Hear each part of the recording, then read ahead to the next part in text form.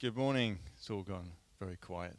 Good morning, welcome. I think we're all good on live.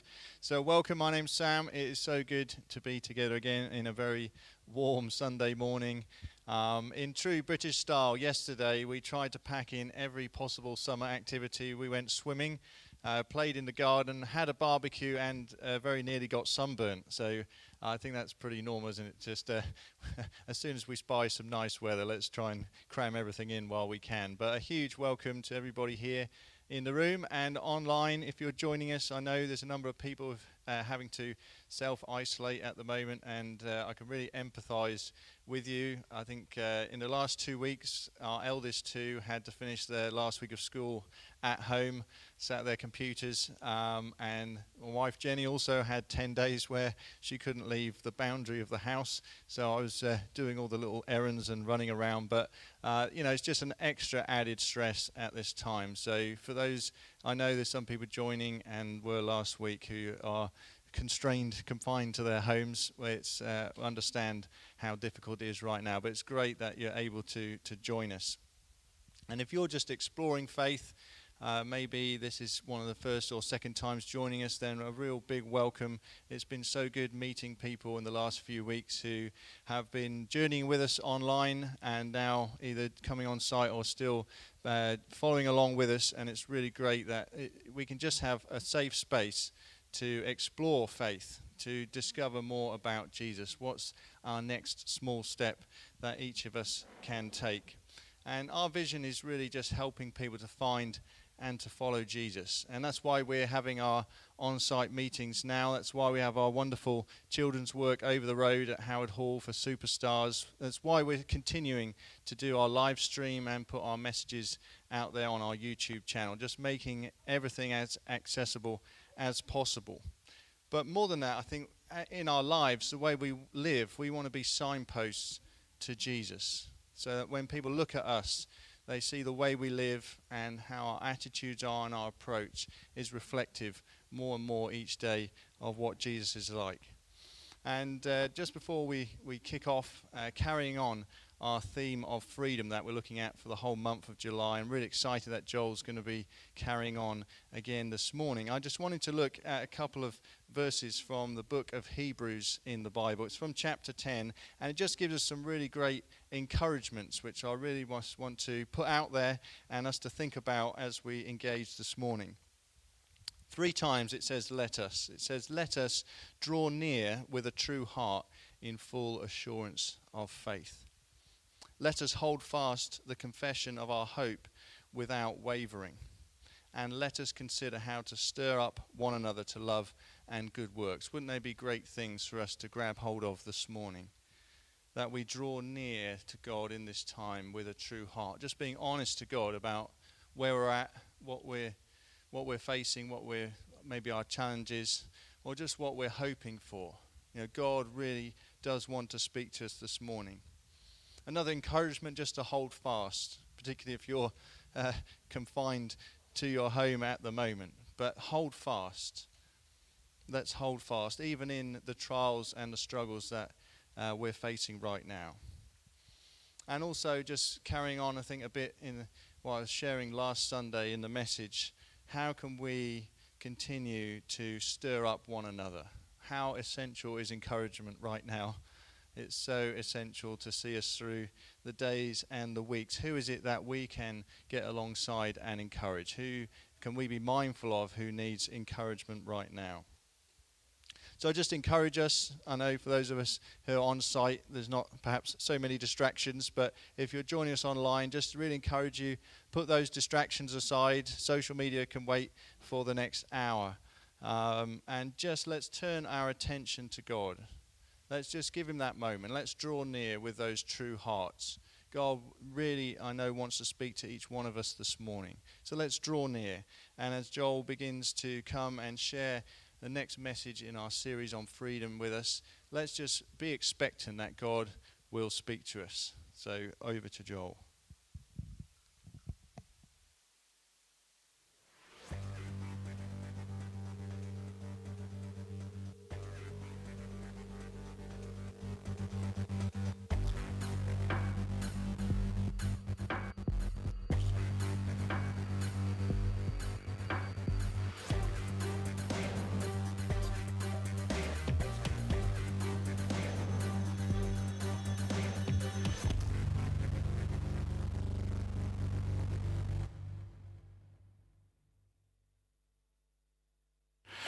Welcome on this super hot, sunny day. If you're joining us online, thanks for joining us. It's great to be together. And if we haven't yet met, my name's Joel. And it is a joy and a delight to just be together. I was going to start off this morning. We might not know each other that well, but I wanted to start off telling you a story. It's about my childhood. And I had a very happy childhood. Trips to the park, snacks of apples and raisins and those kind of things, feeding the ducks and things that little kids get to do. And it was really great. A couple years later, my younger brother came and joined me. I got to do stuff with just my mom. It was lovely. And then it all went downhill because I had to go to school. And you might have had that experience as well, but it was pretty rubbish for me. In the U.S., you start school about the age of 6 or 7, so it's a bit later than we do here in the UK. And so I was a little bit older, and in the first grade, I'm going to tell you about somebody that I met. Now, normally you protect the names of the innocent, to protect them, but actually, no, his name was Craig, and he was a bit of a bully, and he picked on me, and he was unkind. He wasn't in the same year as me. He was a couple years older. He was probably like 28, in my head. He probably was really only about 9, if that. But you imagine these things. And anyway, Craig picked on me a lot, and it wasn't a good experience at all. Let's just say that. And if I'm really honest, I was a bit of an easy target. I was one of those kids that never spoke. I was very, very shy, very quiet. I would never go into a room by myself. I was the kid whose parents always went with them into Sunday school or nursery or environments like that. And then that point where little kids get certificates in schools, don't they? You get a certificate for coloring in and those kind of things. And anyway, I'm on the stage and I have to go get my certificate. And I'm the only child who has to collect a certificate with a parent also on stage. And I was one of those kids. You might have experienced some of those yourselves, or maybe you had that same experience in your own life. That was me. So in a sense, maybe I was an easy target for these kind of people. But you know what? I'm going to confess something to you. I really wanted to see him beat up. Okay? Now, I know you probably can't really say that necessarily, but I didn't just want him to be beaten up. I wanted him to be punched. When you're a little kid, you just want to, you want them to be punched in the face. And you know how little kids do these little, really awkward punches. It's not going to do anything, really. But you just have this imagination in your head that he would be able to just sock him right in the face. And you really punch him. And I wanted somebody to be my hero, be my, rescuer, if you like. And I was just imagining if I could only be free from that tyrant. He actually made my school life quite tough. It was so bad in the end that actually I was removed from school. I was removed from that school. I was put into home education for a number of reasons. My childhood book says, Joel is emotionally unstable, so we have removed him from education. I don't know really what that means, but anyway, there we go. So I was removed out of that setting, and it was quite tricky. But I just imagined if only I could have somebody to do that for me. And through the month of July, we're looking at this idea of freedom, this idea that we get set free. And if you've missed any of these sessions, I encourage you can jump online, you can catch them on the YouTube channel, and you can really just go back and hear what we've talked about. The first week I talked about how Jesus offered a freedom which was just so totally different to everything else that we think of. In our minds, freedom means the ability to do whatever I want, whenever I want, with whoever I want, as long as I'm not hurting anybody. That's really a very simple summation of the concept of freedom within our, at least, Western culture. And we talked about how there's a different view of that within the kingdom and within what Jesus offers. And last week, Sam talked about how learning freedom, you can actually find freedom by essentially serving others. There's this strange upside-down kingdom that living your life for others actually creates a liberty for yourself, a freedom for yourself. And I know that we all probably understand that idea when I talk about a bully or a tyrant, but we probably all understand that we do want a hero. We want somebody to speak up for us, defend us, set us free, liberate us, if you like. And I'm not the only one to think about having to deal with a tyrant. And when I thought of a hero, I'm going to go back a little moment, but if we think about a hero, if I imagined the sort of person that I wanted to meet Craig, this is the sort of person I had in mind. I wanted a bit of a Anthony Joshua. Yeah?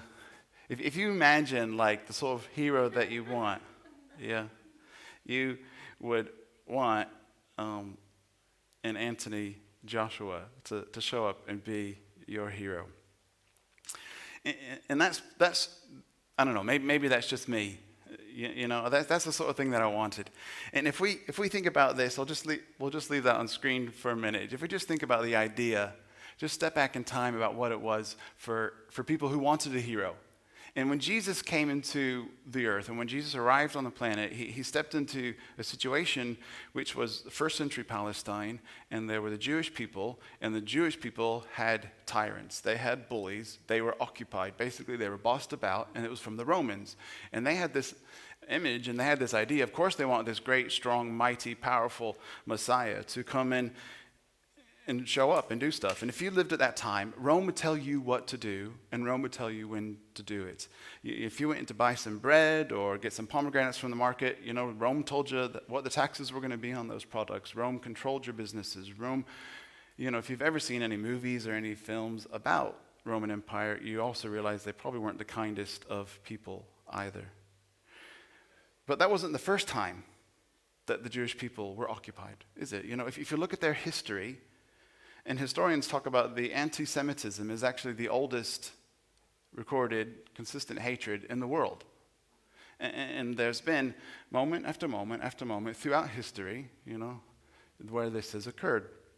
And it's gone on forever. And essentially, here Jesus steps into a situation to a group of people who for thousands of years have felt oppressed and occupied, and they're looking for a hero. They're looking for a destroyer. They're looking for a rescuer. And you want a hero who can kick butt. You want somebody with a bit more powerful, strong, invincible. You want somebody like that. And this is the kind of hero that we pray for. And then what happens is, this is the kind of hero they get sent. They get sent something totally different. Okay, maybe when he grows up, he might put a bit more weight on. Maybe he'd be a bit stronger when he gets older, right? Maybe he gets older and he'll be more charismatic and able to rally an army, gather some troops. He'd be the kind of person that gets people to join in. And maybe when he gets older, he'll speak out against the Romans, and maybe he will excite his followers to take up swords and spears and fight back. Maybe he'll go all William Wallace on us and rally the people, yeah? And the thing that was supposed to prove to everyone that he was the long-awaited Messiah was this, that he was going to be the royal commander to overthrow the oppressors. Okay, that was what they were looking for. That was the thing that he needed to do to prove that he was the Messiah. There were other signs as well, but that was what they really were looking for. Then the Jewish leaders would recognize this baby as the long-awaited Messiah. But it didn't happen. He didn't actually ever become a military hero. And the Jewish leaders didn't ever recognize him as the long-awaited hero. Jesus said this even about himself. He said, I came to serve, not to be served. And I came to give my life away as a ransom for others. He told people what he was about. And the thing is, when we start thinking about Jesus as this hero, he actually is so confusing because he was a nobody, born to a nobody. He was born to a young, unwed teenage mother who gave birth to him in an animal shelter. He was born with the label bastard. He was born with the label of being an illegitimate child.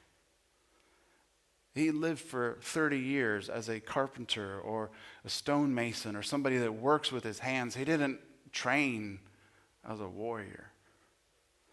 And he was misunderstood over almost every single thing that he ever did. When he healed people, he got in trouble for it. When he ate with people, you can read it. There's biographies. There's people that wrote stories, firsthand accounts about their time with Jesus, and it's collected into this book that we now call the Bible. But it's Matthew, Mark, Luke, and John, their individual eyewitness accounts and records of their times with Jesus. And it talks about the times that Jesus even ate with people, and he got in trouble for eating with people. There's this one story where it says he set this boy free who was demon-possessed. He was possessed, and instead of people being glad that he was set free, Jesus is accused of being a demon himself. He could open his mouth and say things, and he was misunderstood for what he said. He could do something, and he was misunderstood for what he did. In fact, he was actually misunderstood all the time. All the time. He had a ragtag bunch of people who were his followers, which included women, which in that day and age, okay, now we're a little bit more liberal, we're a little bit more understanding that women can do a lot of things that maybe they weren't allowed to do before. But go back a couple thousand years, and if you're going to build an army, you don't grab a bunch of ladies. It just was the way it was, right? So here's Jesus, he's got these followers, he's got a ragtag bunch of people, fishermen, tax collectors, and women. It's like, if he's gathering an army, he's gathering the wrong kind of people, and he's mixing with the wrong kind of people. I mean, what is he even trying to achieve with what he's doing? It just wouldn't be what you do. And then he welcomed people who society outcast. The outcasts of society, the weak or the poor, those who were overlooked, those were the ones that he seemed to give more attention to. And if you're trying to gather those who have strength, you don't spend your attention on those who society tells you have no strength. It's just so upside down. It's so back to front. It's just, it's crazy. It's confusing. And then, instead of speaking out against the Romans, who were the oppressors, They were the bullies. They were the tyrants. And instead of speaking out against the Romans, he did things like publicly heal a Roman centurion's son. In fact, he didn't ever really speak out against the Romans. But if you know the stories, those that he spoke out against were actually the Jewish leaders, who were the very ones he needed to endorse him to say that he was the Messiah. The people that he actually spoke out against were the ones that actually said that he needed their stamp of approval. And he never did that. He spoke against the religious leaders. He didn't collaborate with them. He didn't carry a sword, and he didn't win any battles. He had friends who turned their backs on him. He had friends that left him. He had friends that betrayed him. He had friends that left him alone when he needed them most. He was mocked and ridiculed. He was hit and spat and whipped and beaten, stripped and paraded like a spectacle in front of everyone. And he was publicly executed in a way that was normally reserved for slaves or criminals. See, if we're just really honest and objective about this whole story, Jesus should have been forgotten. This is the stupidest, rubbishest, that's not even a word, most rubbish military campaign for anybody to come like a hero. This should have been forgotten. Jesus should have been recorded as a failure and forgotten. He lived in obscurity and he died in disgrace. His followers left him at the end and totally went into hiding. But something must have changed. So you think, well, what changed? I mean, why have we even got books written about him? Did you know, if you study the history of literature, my wife's an English teacher, and from a language point of view, studying literature, and this has nothing to do with faith, this is just sociology, history and stuff. It's incredibly interesting that a nobody has books written about him that are very, very old, ancient, verifiable documents. The fact that a nobody from a no-place town who essentially seemed to live a life of failure has books written about him, numerous books. The books that were also written at that time are about great Roman commanders or emperors, generals. There's no books about ordinary, everyday people like carpenters and stonemasons, because people didn't read the way they did now. People didn't do the types of things that we do now with every celebrity who's ever been on TV for 5 minutes can write a biography now, right? They can write their story. Here's my story when I found fame for being on TV for 10 minutes. But my point is, if we're just objective about this story, let's step back a minute and look at it objectively. Jesus should have been a failure, and there never should have been anything ever written about him. What about any of this stuff is good? Nothing about these events were anything spectacular. But something must have happened. Something must have happened. And here's the one event. Here's the thing that happened to demonstrate that he was the hero to defeat all tyrants. He came back from the dead. See, that one event is the event. That one event is the thing that all of a sudden changed everything for Jesus' followers. They had seen Jesus die with their own eyes, and then they had seen Jesus come back to life. They had seen and heard it. They were eyewitnesses, ear witnesses. They'd seen and heard it all. And it wasn't just one person who saw Jesus come back. It was a number of people over a period of time. It was Mary Magdalene. It was Mary. It was Joanna, Salome. Ancient literature doesn't name women the same way the Bible does. The first people he shows up to are a handful of women. They're listed by name. Jesus showed up to Peter. There's 2 disciples on the Emmaus Road. We don't quite know who they were. There was 11 disciples later on because Thomas wasn't there, and it says the rest of the disciples were here as he showed up to them. Then it's a time when he showed up and Thomas was there. You might have heard the story where he says that Thomas says, I don't believe it. And Jesus says, it's okay. I understand that you don't believe it. I understand. It's fine. But what I want you to do is just experience something and see what I've got on my hand. And he allows Thomas to touch the wounds and find the suffering and the pain that he went through. And that made it real for Thomas. You see, This is totally an aside, but whatever suffering you've been through in life is redemptive in Christ. Whatever pain and trauma we've been through actually is a potential for a reality and a miracle for people. And Jesus isn't afraid when people have asked questions, and people who were his friends don't even believe him. Thomas was with him for 3 years and totally didn't believe it. And then Jesus was like, "It's all right, mate. Here, let me meet you where you are in your unbelief." It's cool. See, Jesus didn't just appear to one person. He also met with his disciples. He showed up again to them by the Sea of Galilee. There's a record of him appearing to over 500 people at one time. And there's a time when he shows up to his half-brother James, which is kind of crazy if you just think about that for a moment. What would it take for you to believe that your half-brother is actually the Messiah? Okay, that's kind of crazy. If you got a sibling, would you ever believe your brother? I would not. I would never believe my brother is like the Son of God. What would it take for you to believe that your brother was actually the Son of God? So James believes that his own brother is the Son of God. And then there's this guy Saul. This guy Saul, who was an absolute, for lack of a better word, fundamentalist who just wanted to destroy everybody who didn't believe the same way that he believed. Saul was set on destroying everything to do with the faith, and he had this experience which totally opened his eyes and changed his life. He encountered Jesus. So don't take my word for it. It's these individuals, these named individuals in named places, in named towns, verifiable. At the time you could verify it and speak to them. You could find out what was going on. And most of these men and women went on to actually give their lives for Jesus. And they also ended up being put to death.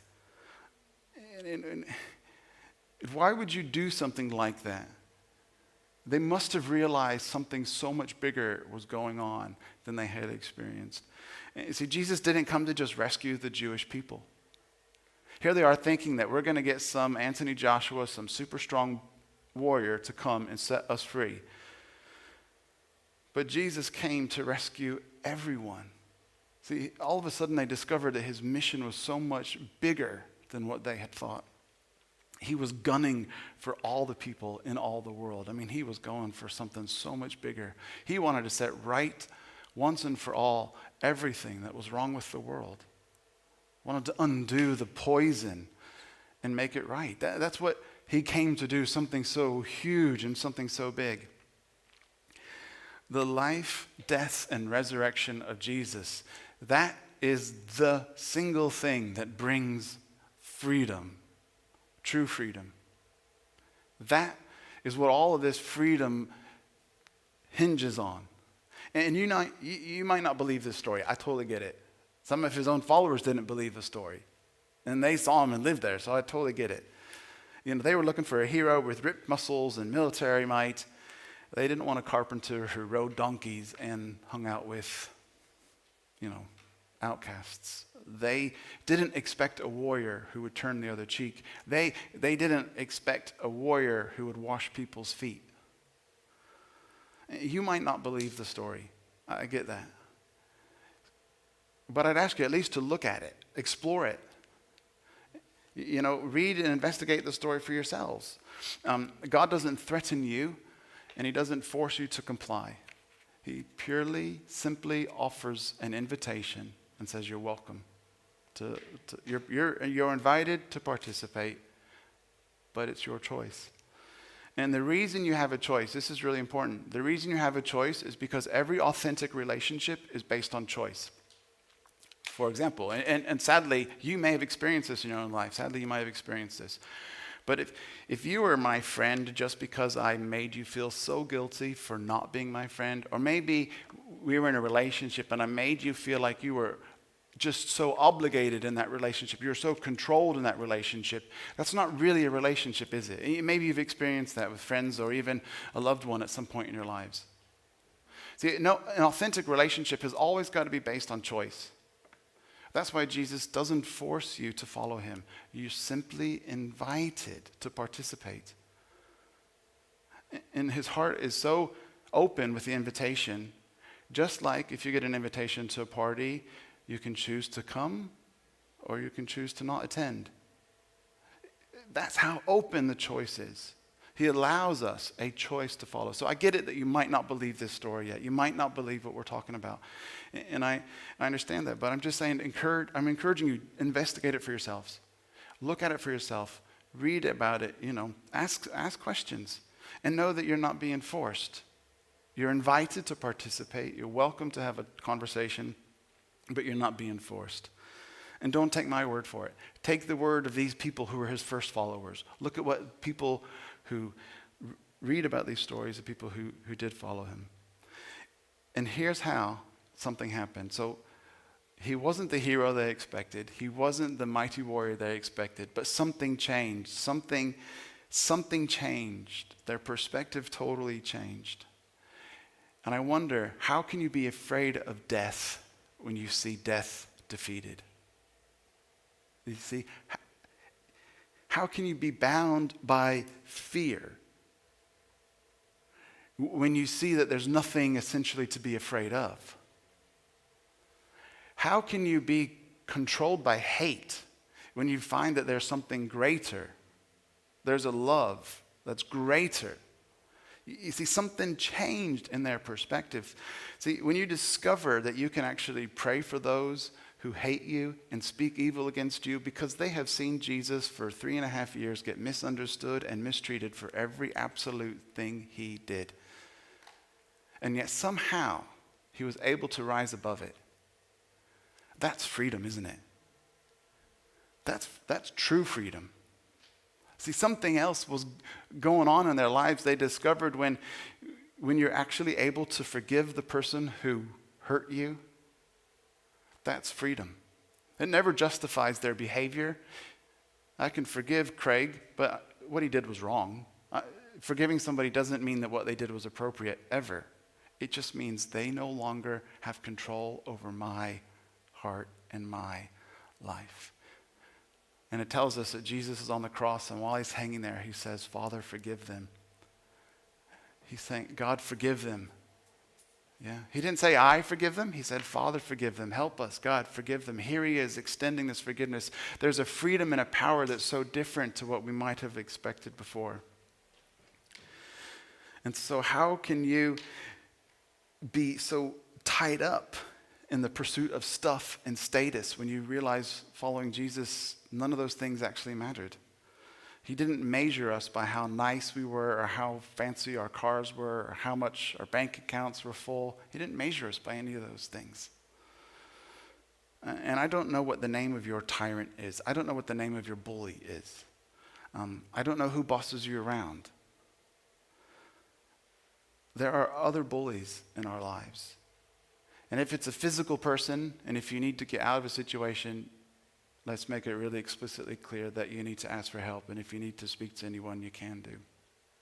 But there's other types of bullies, things that control us in our hearts.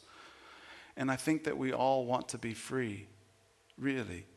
Because I don't know about you, but I really don't want fear or hate or bitterness or insecurity, selfishness, a critical spirit, critical attitude, arrogance.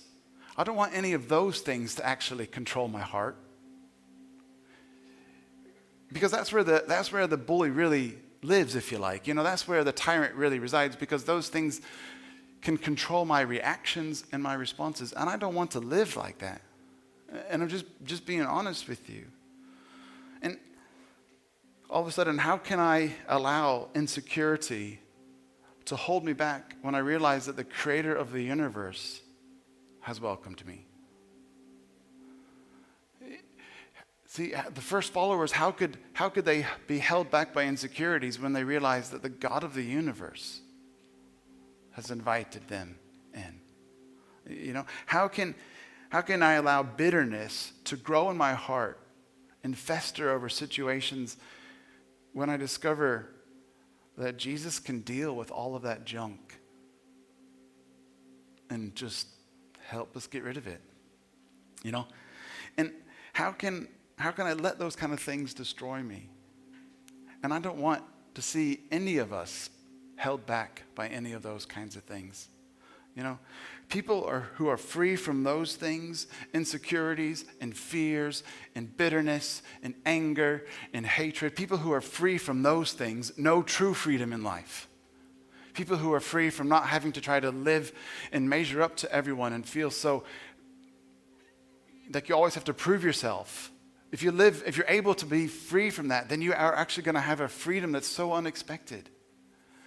Because Jesus has chosen you and loved you and gave his life for you. And he proved it by dying on the cross and then coming back to life. That's all of a sudden why we know he's trustworthy and not some just weirdo with a Messiah complex. Because he did what he said he was going to do. People who live free from those things, they're the ones that know true freedom, and that's what I want for us. They are the ones who truly change the world, because we then treat other people differently. And today could be your freedom day. Today could be your freedom day. Jesus said about himself in Luke 4, he said, I have come to set the captives free. And Jesus invites us to follow him. And he offers true freedom. I just want to encourage you, if you're here in the room, or if you're watching online, if you're watching it on demand, today could be your day to take your next step in following Jesus. If there's a bully in your life, there is something you can do about it. Today, we can face hate and fear and anger, bitterness, insecurity, selfishness, pride, whatever it is. We can face those things. And we're going to respond in a moment. We're going to have a song of worship. And it talks about how Jesus is our defender and how he is strong in love. And his love is so strong that it's faithful forever. And while this song plays, I'd like you to do something for me. I'd like you to just visualize and imagine Jesus as your hero. To see what he has done for you. And let the words of these songs just be truth for you. And then open up your heart and just let it be truth for you. Because I don't know the name of your bully, but you do. I don't know the name of your tyrant, but you do. And so open your heart and just, while the song is playing and the words are speaking truth over you, allow those truths to speak to that bully in your life. Allow those words to do something. And then after the service, we'll just be over here on the side. Once the worship song is finished, we'll be on the side. And if you have any questions, if you want to talk about things or want to discuss things in a little bit more detail, so we'll just be on the side. We can talk, we can pray together. And if you're watching online, we have people that are ready and waiting to respond. And if you'd like someone to pray with you or you'd like to explore some next steps, please put something on the chat and we can get in touch and respond with you on that. But what I'm going to do, I'm going to pray now, and then we're going to go into this song of worship. Heavenly Father, God, we just thank you so much for who you are. God, we thank you that you are good and wonderful. God, we thank you that you allow us to come with you with our questions and our just uncertainties. But God, thank you that you also have defeated death once and for all. God, that you came in a way that was so totally unexpected, and you proved yourself as our hero. God, I just pray for everyone here today that they would begin to discover more about who you are and what you're like. Thank you so much for your goodness and your grace. Thank you for inviting us and welcoming us. Thank you for what you give. And in your name we pray. Amen. Let's worship together now.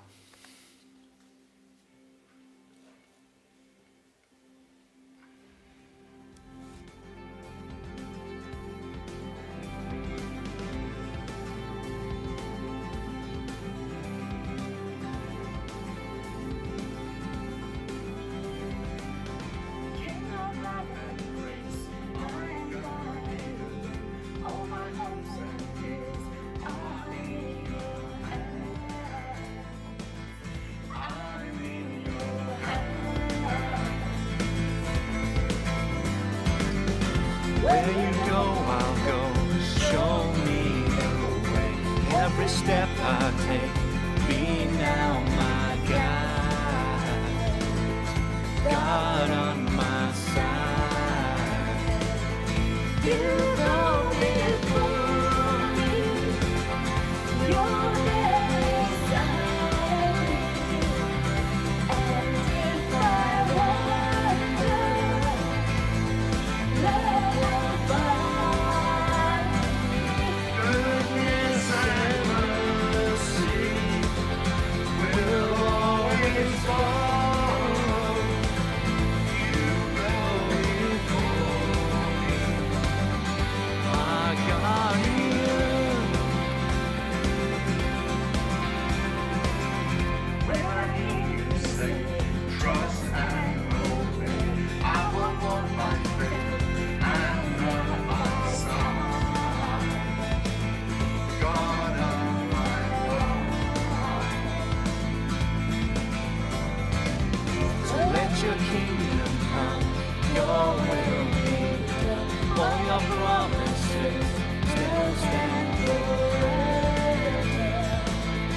You're my defender. You go before me. You're there beside me. And if I wander, the love will find me. Goodness and mercy will always follow. You go before me, my guardian. You are God, a great defender, strong in love, forever faithful. We are yours, and we will trust you. You are God, our great defender, strong in love, forever faithful. We are yours, and we will trust in you. You go before me. You're there beside me. And if I wander, love will find me. Goodness and mercy will always follow. You go before me, my guardian, my guardian, my guardian. Woo! Praise God. Hallelujah.